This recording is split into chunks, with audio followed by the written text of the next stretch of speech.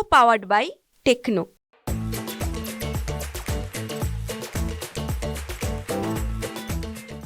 कळमेश्वर येथे काल उद्धव ठाकरे यांची सभा झाली आणि महाविकास आघाडीच्या सगळ्याच नेत्यांनी भाजपच्या नेत्यांवर टीका केलेली आहे.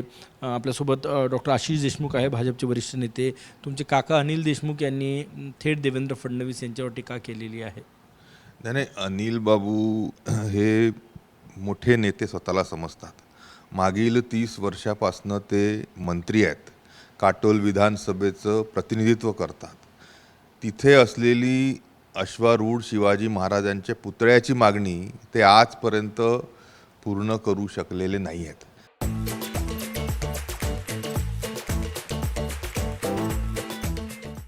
आणि दुसऱ्या मतदारसंघामध्ये जाऊन शिवाजी महाराजाच्या पुतळ्याचा उद्घाटनाप्रसंगी खालच्या पातळीचं वक्तव्य करणं हे एवढ्या मोठ्या नेत्याला अनिल बाबूंना नक्की शोभत नाही. साधा शिवाजी महाराजांचा पुतळा हो तुम्ही 30 वर्षामध्ये काटोलला बसू शकले नाही. साधा एखादा कारखाना तुम्ही काटोल विधानसभेमध्ये आणू शकले नाही. एखाद्या तरी तरुणाला रोजगार तुम्ही देऊ शकला नाही. ही तुमची वास्तविकता आहे, ही मतदारसंघ जाणून आहे. आणि ह्या विधानसभेच्या निवडणुकीमध्ये काटोलमधून अनिल बाबू हे नक्की पराभूतच होणार आहेत. अशा या परिस्थितीमध्ये चुकीचे खालच्या पातळीचे वक्तव्य करणं अनिल बाबूंना शोभत नाही. उद्धव ठाकरे यांनीही अमित शहा यांच्यावर टीका केलेली आहे. कसं बघता, कसं उत्तर देणार आहे टीकेला? हे बघा, उद्धव ठाकरेंची शिवसेना ही लुली पांगळी झाली आहे. त्यांना कुबड्यांची गरज आहे. एक कुबडं आहे काँग्रेसचं, दुसरं कुबडं आहे शरद पवारांच्या राष्ट्रवादीचं. त्याच्याशिवाय त्यांच्याकडे आता मतदानाचा टक्का उरलेला नाही आहे. त्यांच्या विचारधारेचे लोक हे त्यांना सोडून चालले गेलेले आहे. आणि म्हणून कालच्या तुम्ही कळमेश्वरच्या सभेमध्ये पहा, ह्याच दोन्ही पक्षाचे नेते व कार्यकर्ते जास्ती होते. केविलवाणी परिस्थिती उद्धव ठाकरेंची विशेष करून विदर्भामध्ये झालेली आम्हाला दिसते. दुसरा एक प्रश्न, विधानसभा निवडणूक येत आहे. पितृपक्ष संपल्यानंतर नवरात्रमध्ये भाजपची पहिली यादी येण्याची शक्यता आहे. काय सांगणार?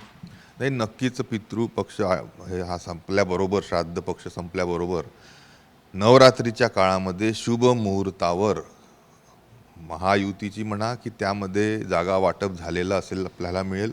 आणि ज्या जागा भाजपाच्या वाटेवर आलेल्या दिसतील त्याच्यामध्ये बहुतांश जागा जिथे कुठंही कोणताही मतभेद उमेदवारीच्या संदर्भामध्ये नाही आहे ती भाजपा जाहीर करेल, जेणेकरून सर्व कार्यकर्ते नेते आपापल्या मतदारसंघामध्ये जोमानी पक्ष कार्यासाठी निवडणुकीसाठी फिरू शकतील. म्हणजे नवरात्रात जाहीर होण्याची शक्यता आहे. पहिली यादी किती उमेदवार असू शकतात आणि सिटिंग गेटिंग फॉर्म्युल्यानुसार जे विद्यमान आमदार आहेत त्यांचे नाव असेल? नाही, ह्या सर्व संदर्भामध्ये माझ्यासारखा लहानसा कार्यकर्ता सांगू शकत नाही. पण नक्कीच भाजपाचं पार्लमेंटरी बोर्ड हे आणि विशेष करून जी चीफ इलेक्शन कमिटी भाजपाची केंद्र पातळीवर आहे आणि त्याच्यामध्ये आमचे देवेंद्रजी आहेत, बावनकुळे साहेब प्रदेशाध्यक्ष म्हणून आहेत, हे सर्वजण मिळून ह्या सर्व संदर्भामध्ये निर्णय घेतील आणि लवकर यादी जाहीर करतील अशीच अपेक्षा सामान्य कार्यकर्त्यांची आज महाराष्ट्रामध्ये आहे. काटोल विधानसभा मतदारसंघात अनिल देशमुख यांच्या विरोधात भाजपचा कोण उमेदवार असेल? काय मागणी आहे कार्यकर्त्यांची, की तुम्ही स्वतः उमेदवार असेल? नाही, आता जो काही पक्ष निर्णय घेईल त्याच्यावर भरोसा करून आणि तो उमेदवार निवडून आला पाहिजे, ह्या सगळे कार्यकर्ते भाजपाचे हे भाजपाचा 2014मध्ये जसा आमदार निवडून आला होता तसाच आमदार 2024मध्ये काटोल विधानसभेतून भाजपाचाच निवडून आलेला आपल्याला दिसेल. कोण उमेदवाराची मागणी केलेली? नाही, स्वाभाविकरित्या एवढ्या मोठ्या पक्षामध्ये पुष्कळ कार्यकर्त्यांची, नेत्यांची त्यामध्ये इच्छा आहे. जो कोणी उमेदवार पक्ष देईल त्याला निवडून आणण्यासाठी सर्व नेते कार्यकर्ते मतदारसंघामध्ये एकत्रित काम करतील. काही दिवसापूर्वी अनिल देशमुख दक्षिण पश्चिममधनं लढणार अशी चर्चा होती, त्यांनी त्याचं खंडन केलं. आता चंद्रशेखर बावनकुळे भाजपचे प्रदेशाध्यक्ष आहे, ते काटोलमधनं लढावी अशी ही एक चर्चा आहे. काय वास्तविकता आहे यात?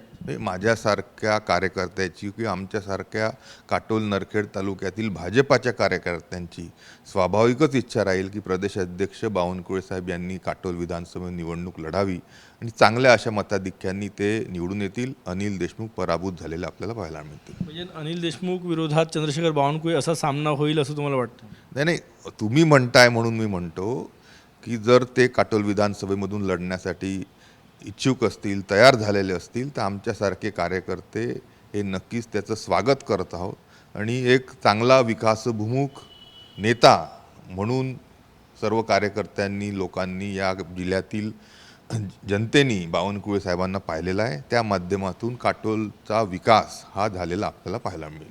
खूप खूप धन्यवाद. कॅमेरामॅन साईसह गजानन माटे, TV9 मराठी, नागपूर. को पावर्ड बाय टेक्नो.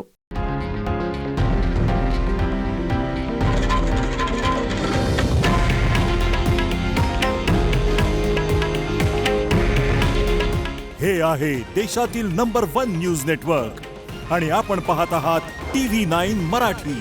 काळजी तुमची, हित महाराष्ट्राचं.